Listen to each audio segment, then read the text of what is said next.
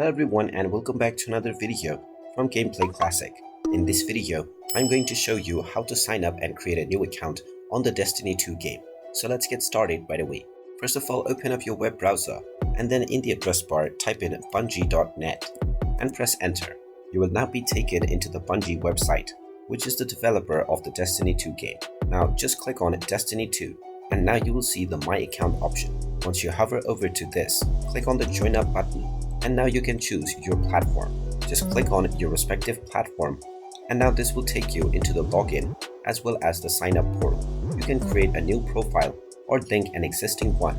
If you already have an existing profile, you can then select your region as well as your date of birth and then click on the continue button. Then enter your email address and then agree with the privacy policy and terms of use.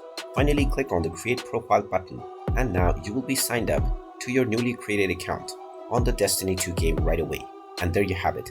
That is how easy it is to sign up and create a new account on the Destiny 2 game. If you find this video helpful, make sure you hit that like button and subscribe to our channel if you haven't done so already. Also ring that notification bell to never miss another update from us. Thank you for watching and I will see you again in the next video.